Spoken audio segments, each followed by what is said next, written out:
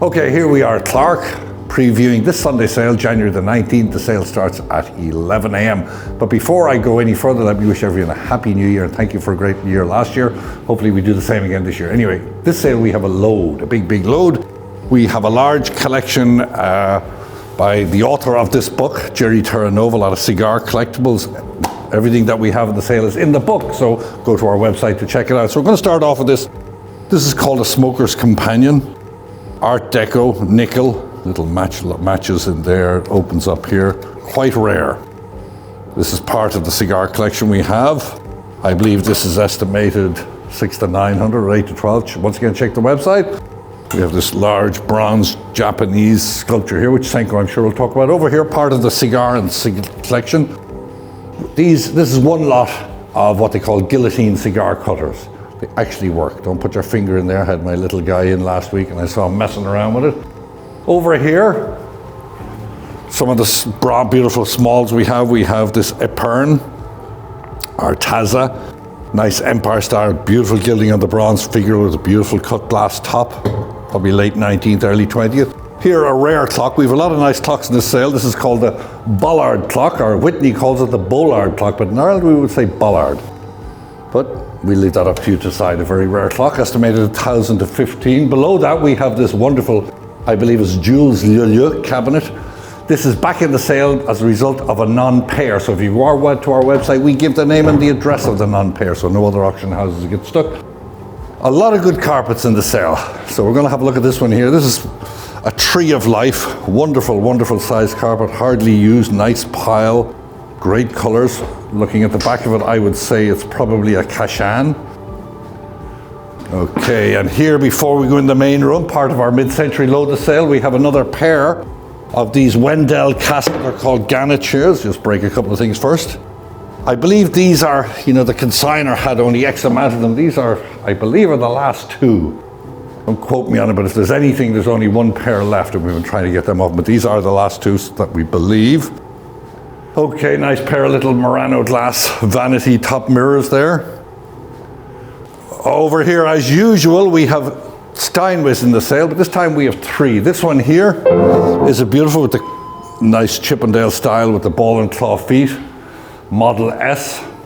Plays nice. Obviously, they all need a bit of work. This came from an estate in Great Neck, estimated 3 to 5,000. Over here, part of some of our sculpture. Look at this very large, beautiful reproduction of after Remington. This is a numbered edition. Nice quality, nice patina. It is a numbered edition, comes with another lot. And moving into the main room, we see Whitney over there, busy as a bee, getting ready. Okay, as you can see, we are loaded again. Thank goodness for the new year. Once again, more carpets here, nice little area size, probably also a Kashan. Here, just these only came in yesterday, or the day before. They're marked made in France. They look like they're Maison Janssen quality. Nice pair of marble tops. They're going to be in the sale. Here, one of two mid-century Knoll sofas, nicely reupholstered. And as we move along here, you're just going to see the sheer amount of cigar and smoking collectibles we have. We're starting here. Before we go to the rest of them, up here we have an Lalique scarab vase, slight little chips on the bottom of it. Gallet, Lalique, more Lalique, Sèvres porcelain, Baccarat, more Sèvres, French planter. And here we have another load of cigar and smoking collectibles, all in big lots, nice big lots. So for those collectors, this is something you won't see too often. Lots of cigar cutters, for example. These two are one lot. One lot, all the dogs. These are all one lot. You have to go to our site, clarkeny.com, just to have a look at these, because this is quite a collection. A one-off, once-in-a-lifetime collection. The fact that he wrote the book and most of these in the book should make them more desirable. I like this lot. I'm still an old Brimfield goer, so I still see quite a lot of it, like this stuff. Okay, in the clocks we have this Dome Le Coulter Atmos clock. We have more French clocks down here in the sale. In the mid-century, we have some Carl Springer style stuff. We believe this etagere here is Carl Springer. As we had a couple of these. Sire, a woman had 3 of them in the house. This is a goatskin table. Atop this, before we move forward, a couple of small little items here. We have this wonderful little Vergueno, absolutely inlaid all over. I spent an hour this morning trying to figure out how it opened, then I realized it still had the key, but look at the delicacy in that. Certainly wasn't me who made that unless I was inside doing time somewhere. Okay, but a beautiful, beautiful, rare little salesman sample, I suppose we would call it. Here we have some bell pulls. Look at that, I must put that in the front for the girls. This is a very rare little one with the agate. We also have it, if you're like agate, we have some agate. We have an agate box in the sale. We have lots of acrylic sculptures. We have 4 lots of them. Right here we have a Handel lamp, one of 2. Beautiful Handel lamp. We also have a hanging one. As you're moving along, you're going to notice the carpets on the floor, the mid-century chairs, Danish modern. Here, of note, beautiful rosewood console that flips over. I believe it's by someone called Homvand or whatever. Up on top of this, a wonderful mid-century, I suppose, pottery mirror with the face on it. Here we have a Christian Lieger, leather upholstered little bench. And here behind it we have a Fritz Henningsen sofa or settee. Nice lines on it, could possibly do a little reupholstery, but nice sofa. Along the wall, coming back to our clock situation, this probably was a desk at one stage, but it's a cabinet clock by a company called Brindo. Look at the wonderful gilt bronze, look at the size of the bronze that's on top of it. The face of the clock is still in good shape, so rare piece to find. Below that nice 18th century desk, we have Chippendale style settees. We have a lot of our usual antique furniture. We have this nice 18th and 19th century Sheraton sideboard. More clocks on top of it, nice figural clock with the Champlavet here and the marble base on it. Pair of nice quality urns here, probably says, but different type of bottom on the nice gilding on them. Queen Anne lowboy, used to be the bee's knees, where is it now we wonder? Nice, beautiful, look at the gilding on this pair of candelabra on top. Over here we have 2 of these leather Chesterfield sofas in the sale. Nice and comfortable, nice that we have 2, and below it, as you're focusing on me there, we'll have a look at this carpet below it, which is an antique Serape, a rare carpet, one of 3 that came from Long Island. We have this lamp from New York City, not signed, but in the Handel style. Lots of lighting in the sale. Look at this. These are different because they have the beautiful little milk glass column form centers on them. Okay, we have lots of antique furniture with this Georgian style chest of drawers. This is one of 2 with the writing pull-out. Here, one of my favorite things in the sale. This only came in a few days ago. This is a vintage, I suppose, shop chemist's cabinet. Look at that. You could do anything. If you're in a kitchen, you could keep all your stuff in here. This is absolutely great. Fit into any house. Even the modernists would like this. We have lots of L&J Stickley Audi in the sale. 4 chairs, a table, 2 sideboards. Below here, a wonderful carpet.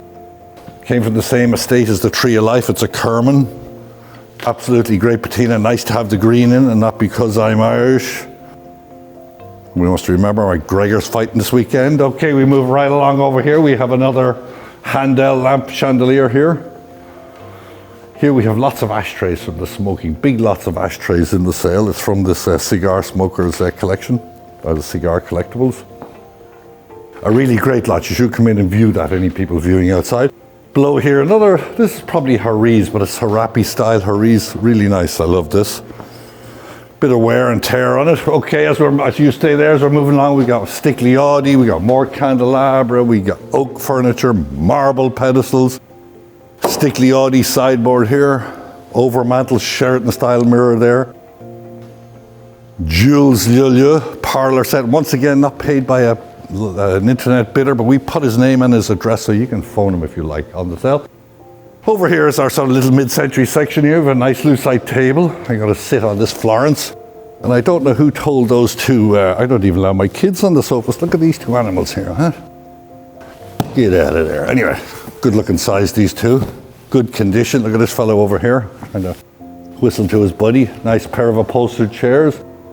Here we have an Ara de Lucci Triennale lamp in wonderful condition, I believe estimated 2015. Danish tables. Nice set of 4 of these chairs, I forget the maker. And we have lots of Ames style chairs, Another Steinway piano over there. This sale we have some nice violins and bows. So our musical instrument people should check this out. One of the bows is by a guy called Nuremberger. It shouldn't be in this one, but someone put it in there. This is the violin bow. We have violins. So lots and lots of stuff that you must check out at www.clarkeny.com. Previews this Thursday, Friday, Saturday, and you can preview the morning of the sale. Happy New Year. We want to see you there. Thank you. Hi, Will Schweller here to showcase some of the highlight lots in Clarke Auction's January 19th auction, which is a very exciting sale for fine art due in no small part to this painting here by the French painter Émile Villa. Villa is an academic Orientalist painter who really demonstrates 19th century France's interest in Middle Eastern and East Asian art and design. Here we have a woman wearing a really elegant kimono that showcases Villa's talent in depicting both flesh and fabric. This work comes out of a purchase collection and has a $2,000 to $3,000 estimate. Below that, from a Long Island collection, we have a portrait sketch by the American painter Irving Ramsay Wiles.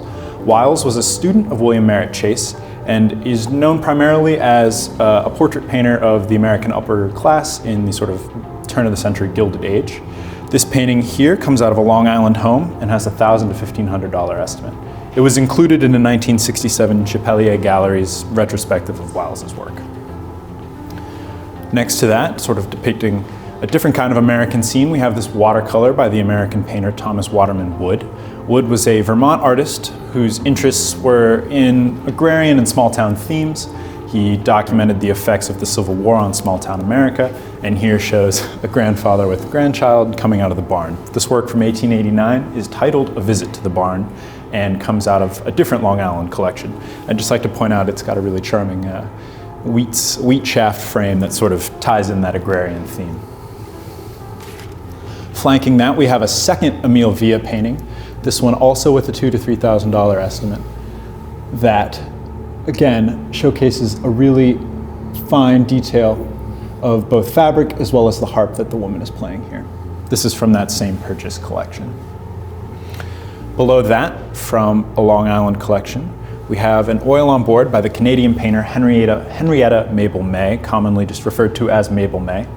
May was one of the most important female Canadian painters of the 20th century, whose work was heavily influenced by Impressionism and shows an interest in plein air painting and a focus on the outdoors. This work from 1934, titled Two Friends Laurentians, depicts two friends sitting in the Laurentian Mountains in Quebec. And on the back here is a scene of those mountains. This work has a $1,000 to $1,500 estimate and has Dominion Gallery labels from her retrospective there in the middle of the century. Here we have a nice oil on board by the Western painter Richard Schmid. Schmid is known for his paintings of Western vistas, as well as works from earlier in his career when he was painting street scenes. This piece, titled La Victoria, depicts what I presume to be Paris, and really shows Schmid's mastery for capturing the essence of sort of like a gray, misty day in Paris. This work comes out of a Scarsdale collection and has a $4,000 to $6,000 estimate. On this wall here, we have a nice oil on canvas by the American artist Chuck Sabatino. Continuing in that Western vein, Sabatino is most well known for works like this, depicting Native American Kachina dolls, Hopi pottery, and in this case, a reproduction of an Edward Curtis photograph. This work comes out of a purchase collection and has a $1,500 to $2,500 estimate. Here above the door, we have a smaller Sabatino, which is grouped together with a second painting, also with a $1,500 to $2,500 estimate.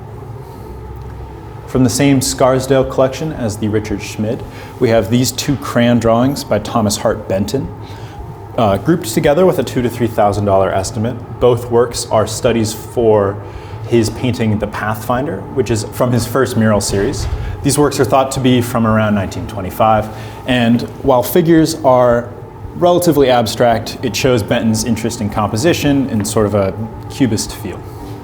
On the other side of the mirror, we have this wonderful Mabel May from the same collection as the last, titled Out Sketching on Sunday. It shows two figures doing just that. And again, really demonstrates May's interest in plein air art, female art making, as well as the Canadian landscape. If you bear with me here, on the reverse of this as well is another landscape, as well as another Dominion Gallery label. It's interesting to imagine that the subjects on the front here were painting scenes such as this.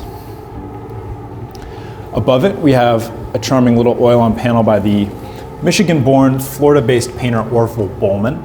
Bowman is known for his rather whimsical scenes that have sort of a Haitian flair and reflect his time spent in the West Indies.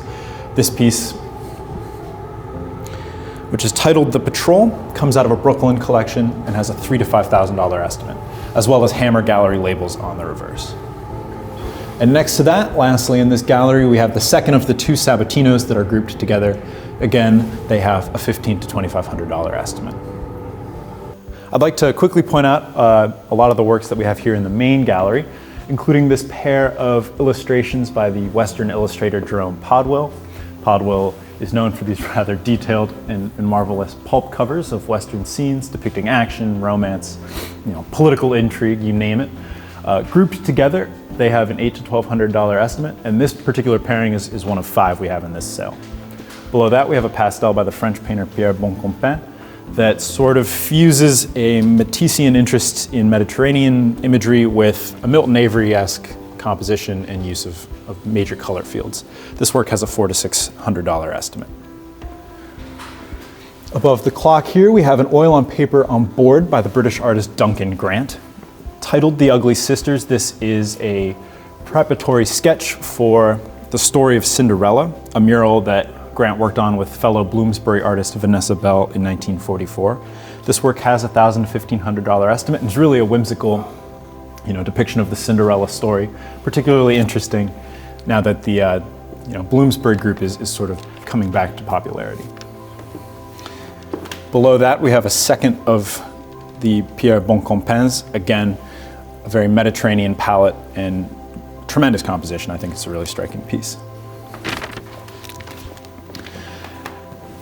In the similar south of France vein, we have this oil on canvas by Emile Cosa Jr., who was a California-based painter who actually received an Oscar in 1964 for his stage work with Cleopatra. This work comes out of a local collection with a $1,500 to $2,500 estimate. Next to that, we have a rather earlier California scene by German-born painter Friedrich Schaefer, known for his Western landscapes. Here we have figures hunting birds. This painting comes out of a Holbrook collection with an $800 to $1,200 estimate. Just like to point out this rather charming contemporary painting by American painter Neil Boyle, depicting figures on the beach. Next to that is an earlier from 1910 landscape by the painter Edward Gay. And here we have a print by Jacob Lawrence titled And God Brought Forth the Firmament and the Waters, from his 8 Passages series depicting the book of Genesis. Here Lawrence, in his typical fashion, is combining the narratives from the book of Genesis with scenes from an African-American church, really conveying the power and spirituality that can be brought forth in those spaces.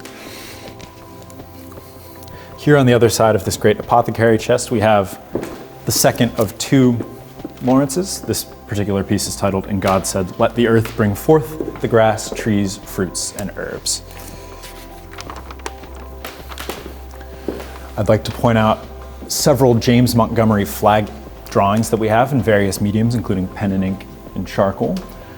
We have 4 flag works in this sale, all of which came out of a Long Island collection, the same Long Island collection as the Wiles from the front.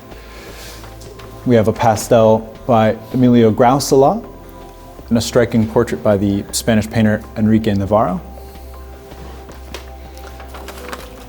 as well as a nice flag watercolor of a mother and child. I'd like to wrap up with this watercolor by Alfred Thompson Brisher, most known for his scenes of seascapes and chopping waves. Brisher turns his attention here to the subtle effects of the wind on a blossoming tree. This work comes out of a Scarsdale collection and has a $1,000 to $1,500 estimate.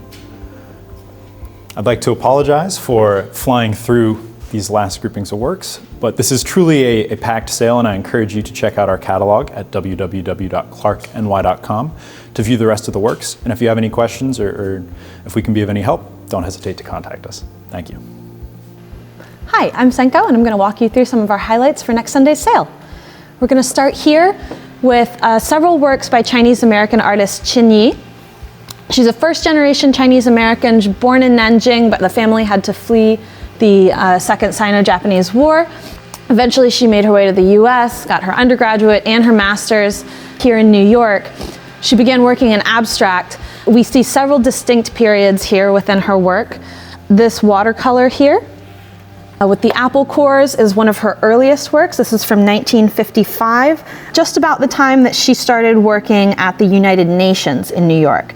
During this time, she was working at the United Nations. She was painting late into the night at her own studio, just trying to crank out as much work as she could. This next watercolor here, these two are paired together, is from 1965. This is from when she got her first exhibition at the Micho Gallery in New York, which was the first Chinese art gallery, and is known for representing artists like Qibai Shi and Chen Qiquan. As a female artist, that's obviously a big deal. This painting represents a much more abstracted period within her work. Now, these oils all are from the 2000s. They have a very sort of Rothko feel to them, which you would expect from an abstract expressionist. The painting on the left over here, with this color blocking, still retains some Chinese flavor to it. Just as far as the composition goes, it sort of represents the same format that a Chinese hanging scroll might represent. You have these large blocks of color on the top and bottom, the two sides that might have, that would normally be made of brocade, and then a central image here with these sort of scribbles that are reflected in this abstract watercolor over here. To the right, this large orange painting, again, very abstract, but you still get this flavor of Chinese traditional painting. You have a sort of landscape feeling to it. Distance would be represented in the height on the canvas or on the scroll. And then this central painting is just a really lovely use of color, this very deep red layered with the pinks. And there's a lot of texture to it. That's just a great piece of modern art. Moving on, here we have a Meiji Japanese bronze sculpture of an elephant with two tigers attacking it. You would normally have had ivory tusks here, but those have been removed. It's a really lovely piece, very naturalistic. You can really see the stripes on the tigers here, and the texture on the elephant's skin. And then of course it's mounted on this beautiful burl wood base. The estimate on this is $500 to $700. We have a couple of prints by artist Paul Jacoulet. He was one of the only Western artists to really gain notoriety within the Japanese woodblock community as really having mastered the techniques used in Japanese woodblock printing. These two are from his time in French Polynesia. His mother was insistent that if French Polynesia had been enough to inspire Gauguin, that it would be a good place for her son to go as well.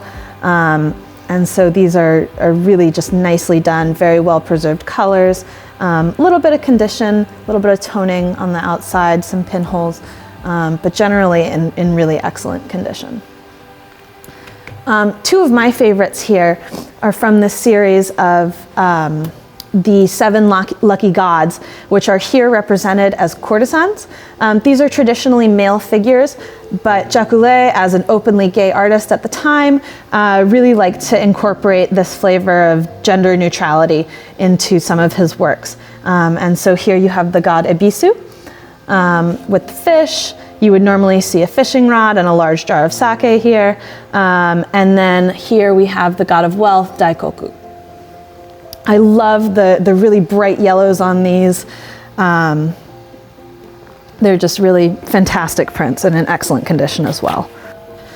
More traditional Japanese print over here. This is a Kuniyoshi print from his series Skillfully Tempered Sharp Blades. This series was a tribute to both sword makers and famous users of those swords. So here we have pictured Sasaki Genryu, who was a warrior famous for using a very long sword. This sword here is much longer than you would normally see a katana. And he actually named it, the translation is laundry pole. Sasaki Genryu unfortunately met a very almost comical end in his duel with Miyamoto Musashi, who famously arrived late to the duel when the sun was setting, and Genryu was so enraged that the man had the nerve to arrive late that he immediately attacked him, and the setting sun blinded him, and Musashi struck him in the head with one of his wooden swords, which he favored. But just a little entertaining snippet of Japanese history there. And finally, for the paintings in this section, we have a lovely little oil still life by Kyohei Inukai. This is the younger Inukai. His name was originally Earl Goodnow. He was born to Japanese portraitist Kyohei Inukai, who had married a well-to-do American woman right around the time that that Congress was considering the Asiatic Exclusion Act, which would have made it illegal for Americans and persons of Asian descent to marry. This Inukai was more well known for his illustrations of children's books. But there are still a couple of examples of his work around, and this is, I think, a really lovely little piece with this really dark, rich burgundy background. And I think the estimate on this is $400 to $600. We're going to move on here to a last couple of Japanese woodblock prints. These are a combination of prints by Hiroshi Yoshida and Hasui. We have a couple in here also by Toshi Yoshida, Hiroshi Yoshida's son. These are in the Shinhanga tradition, so they're much newer style. They make use of light and dark a little more than just the line and color works of earlier ukiyo-e style prints. These are all famous places in Japan. Some of these, this one in particular, I like because it's got the rain that you can really see the reflection here, pooling in the street. And the texture of the print in the sky. We're going to finish up over here in the cases with some of our smalls. We've got quite a few lots of Yixing teapots. Yixing teapots are made of a very porous clay, and so over time, as you steep tea in them, they start to take on this patina to the interior that contains the flavor of the tea. So a conscientious collector might only brew a specific type of tea in a specific teapot. And so you would end up with quite a few different teapots. I love these that are in different colors. This cute little mushroom form one is a particular favorite of mine. And then I love these little ones that have the folded clay in more of a Japanese style. That would be the neikomi style. A couple more Yixing teapots in this case over here. Another favorite is this little pair of cart form teapots. These are they're so realistic, even down to the wooden pegs that would be in the side of the cart. The texture is just so finely done. And then we've got these little working wheels on the bottom. So these artists tend to get very creative with the forms that they're sculpting. A little group of Tibetan and Chinese silver and metal pieces here. I like this little gourd form snuff bottle.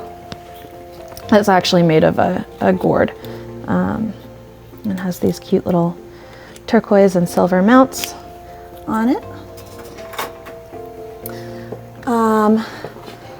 It's got a really lovely bronze tripod sensor. I like this little bit of jade on the lid.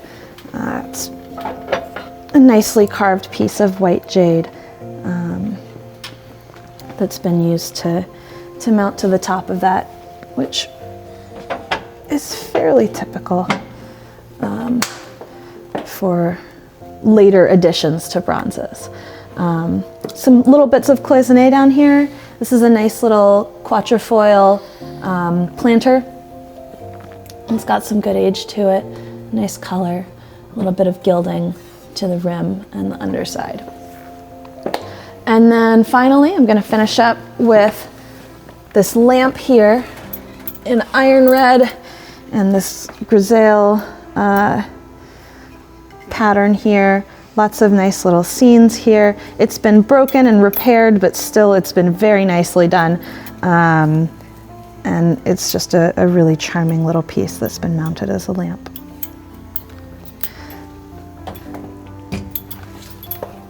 That's going to be it for the Asian works of art. And as always, if you have any questions, you can always email us, get condition reports or extra photos. And if not, we'll see you on Sunday. Hi, and welcome to the January 19th preview of our auction. I'm going to start here with this really beautiful 19th century banded agate box. You can just take a look here. Each panel is a slice of banded agate. Even the feet here are a little ball form banded agate, and it's gilt mounted. Beautiful at $300 to $500. Tiffany & Company gilt sterling bowl, really beautiful craftsmanship, slightly hand-hammered finish, really nice. There is an inscription on the bottom. Again, this is $400 to $600. This is a 19th century Russian silver mounted and cut glass bowl. Beautiful figure here, estimated at $1,000 to $1,500. 3 rose water vessels, some marked for silver, some are not, but all are silver. The 3 together. Here we have a mid-19th century Victorian silver salver, really nice design. One of my favorite English silver pieces in this auction is this Mappin & Webb epergne. So we have the 3 baskets on these nice arms, the pierced decoration to all of the bowls. This does come out. Really nice design, estimated at $700 to $900. 2-piece set here. So we have this Swid Powell frame and this George Jensen serving piece. And another interesting lot in this sale is a Francis Higgins & Son English silver flatware service, and this is in the pierced and chased vine pattern, and this was originally created for the Great Exhibition of 1851, and this is by the original maker, which makes it even more spectacular. This is estimated at $2,000 to $3,000, just in great condition. Each piece is just such a beautiful design to each handle. If you just take a look here, wonderful condition, $2,000 to $3,000. And I'll move on to this Tiffany & Company 4-piece tea service. Really nice design, in good condition. It does need to be polished, but aside from that, it's really in nice shape. And we have this wedding wager cup. So the nice windmill design here, the little figure here, estimated at $300 to $500. And here we have a Torah breastplate, and this is 812 German silver. It is signed with the maker's mark of KD. You can just take a look here. And actually on the back side, this opens. Of course, I'm not going to be able to do it now, and there's a little plaque inside with a Hebrew inscription. And this is one of a few lots of Judaica in this auction. This is Luigi Avolio, an Italian 800 silver statuary of Dancing Pooty with flowers. So this is signed, and it's accompanied by these 4 smaller figures. So these are not marked for a maker, but there's no doubt that this is also by the same artist. I mean, the same kind of, they have these plinth bases, the same silver on a gilt base. Beautiful all together. This is an 800 silver hand-hammered vessel, lidded vessel with the foliate form feet. Really beautiful design here. The acorn finial. The lid does come off, and it is in very good condition. This is a Baggs 915 Spanish silver vase, really nice, with these, I believe that they're lapis lazuli, little pendants in these foliate form settings. Love the shape of this tapered vase. This is an Imperial Russian ice bucket. Really nice clean design, just a little bit of a detail to the border with these foliate form handles, and it is fully marked on the underside. Christoffel 950 cruet stand, really beautiful. Typical French work, really nice. It really just screams Christoffel. This is a French 950 Puy-for-Cat flatware service with gilt decoration. Again, a really nice set. This is an SC Young and Company lidded vegetable, so a really beautiful finial. So really nice craftsmanship to this piece. So the tray and the lid are English silver, and then the original base or warmer is silver plate. But you can just take a look at the quality here. If you take a look at the feet and the handles, it just screams quality. And all these pieces together at $500 to $700. So one of the most important pieces in this auction is this Dr. Christopher Dresser attributed tea service and tray. So the 4-piece tea service is English silver by Hewkin and Heath. The tray itself is silver plate by Hewkin and Heath. There's no doubt that this is by Christopher Dresser. This is actually Christopher Dresser, Master of Design, a book.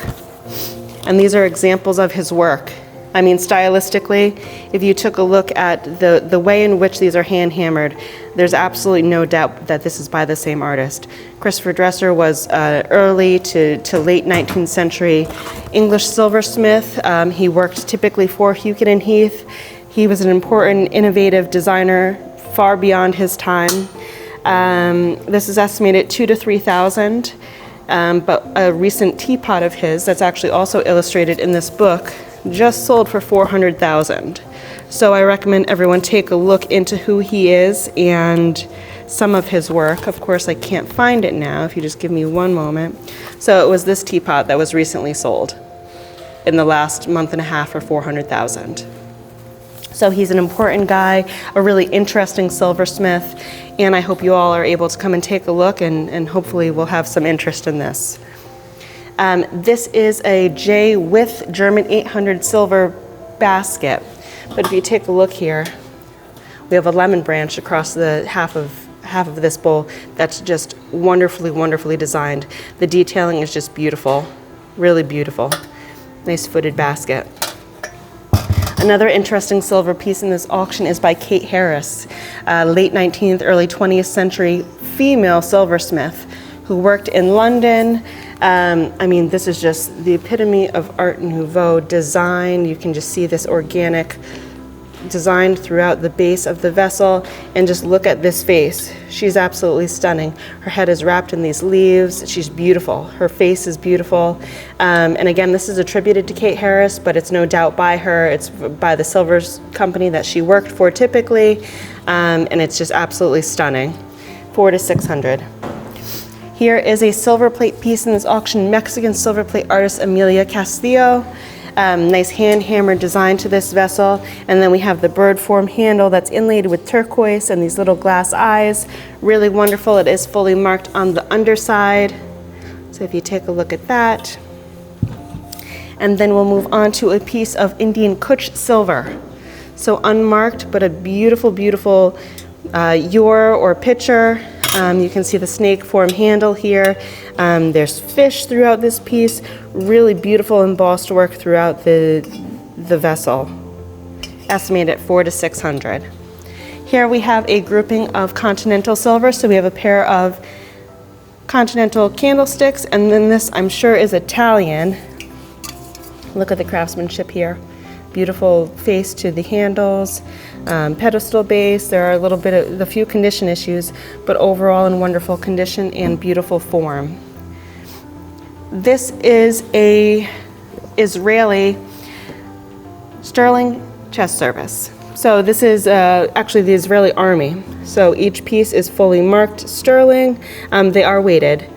So it's marked sterling with the maker's mark. It's accompanied by the appropriate chessboard, 22 out of 100, so it is an addition. And this is estimated at $300 to $500. And here we have more Judaica pieces. So we have this assorted grouping of Judaica items. So we have a Kiddush cup. This is German 800 silver, and it's inlaid with turquoise cabochons. We have a sterling spice tower. We have one 800 silver Torah pointer, and the other is some sort of a silvered medal. And here we have a pair of German 812 silver Torah finials. So you can see here that they are decorated with bells and this kind of crown finial with the acorn. There are some bells that are missing, some need to be resoldered, some are just out of their little loops, but these two together at $300 to $500. And then, surprisingly enough, we have a second monumental menorah. We had one in our last auction also in a very similar lucite case. It is sterling, it is large, and it's beautiful, and it's here to sell at $300 to $500. Moving on to our grouping of jewelry. This is just a portion of what we have for this sale, but I tried to pick out some nice pieces to showcase the potential. Buccellati 18 karat gold earrings. It's Mario Buccellati. Actually, a recent addition to the sale is this absolutely stunning Victorian charm bracelet. I mean, look at this pearl charm here. All so typical of the Victorian period. This is estimated at $1,000 to $1,500. Here we have a Bulgari 18 karat gold B01 ring. A pair of monkey brooches. I mean, these are sweet as can be. They are gilt silver with rhinestones. Here we have a 14 karat gold hinged bracelet. It's kind of like this ribbon form design to the panel, and then alternating sapphires and pearls. Really nice with the diamond inlay to the ribbon. Here we have a Zalota's ram's head form brooch. Really nice design, nice craftsmanship, fully marked on the back. This is Irwin pearl, and it is a sterling brooch, modernist design. One of my favorite pieces in this auction is actually this Irwin pearl brooch. It's 18 karat gold mounted with diamond accents, but look at this watermelon tourmaline. I don't know if it's better to put it up to the light so you can really see the color variations. So you can see the difference between the red and the green and how the cutter really utilized this color transition. Beautiful at $1,000 to $1,500. This is Mitchell Rodkel, and it's a 14 karat gold hand hammered ring. Really nice. Again, beautiful ring, $400 to $600. This is Carolyn Morris Bach, a modernist brooch, combination of sterling and 18 karat gold. And this is a Ray Urban for A. Fausing. Two brooches, one is 18 karat gold, one is sterling, the two together at $800 to $1,000. Here we have a little Cartier brooch with the diamond accents. Beautiful Cartier piece here, vintage. And this we have a Laponia 14 karat gold ring.